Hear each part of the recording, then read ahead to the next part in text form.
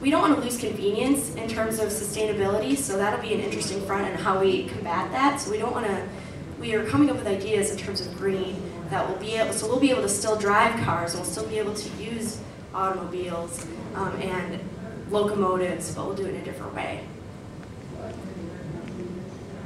From an economics perspective, we have seen this huge boom in the 90s and the early 2000s, but we've also seen this bust. So we're dealt, and in our formative years, it's been this level of uncertainty, and we're familiar with that, and we're ready to be flexible and move with that.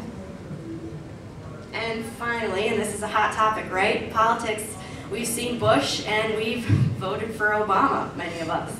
And if we haven't voted for Obama, if you've seen in the malls, the kiosks that got 18-year-olds signed up to vote, you saw movements of how can we do something to get to rock the vote.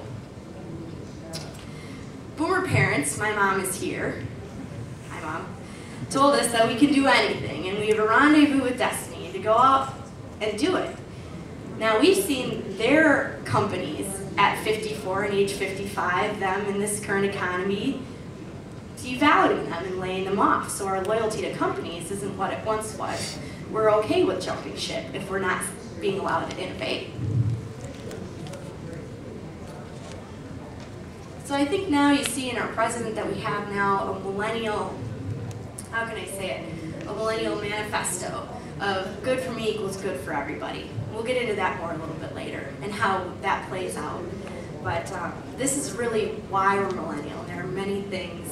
Look at the steep factors, look at how they're changing nowadays, and how that economy will affect us even further. For more information on millennials, Econoculture.com is an observation company that has observations all over the globe, but specifically in the US, looking at generations of consumer experts. The journal Managerial Psychology, this was the June issue, has a lot of practical articles on engaging millennials. Generations at Work is a website. Your local millennials, you can talk to Geoff and I, you can talk to those around the room. We're pretty open to talking, or get on Facebook. My mom's on Facebook, my boss is on Facebook. Check out our profiles.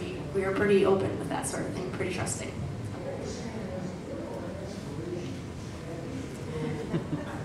How many of you look at this and look at me and look at Geoff and think we're all a little crazy? Anybody? Raise your hand. And you like that. You like that. We like it. We do.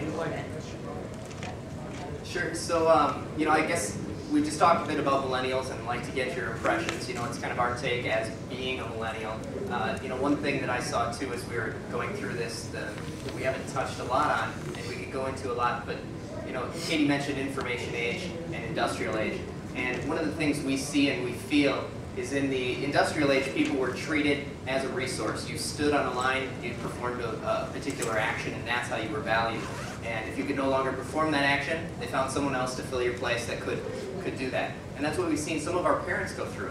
And now we value our thoughts and our creativity, and we think that's what we bring to the table. So when we're in an organization and we start to feel like we're just being treated as a resource, we're just standing at a bench doing a particular task, we're not happy with that. We don't see a great future there. And so we want to push the companies to allow us more, to value our thoughts and our education and what we're bringing to the table, and not value just that physical activity that I can perform. Because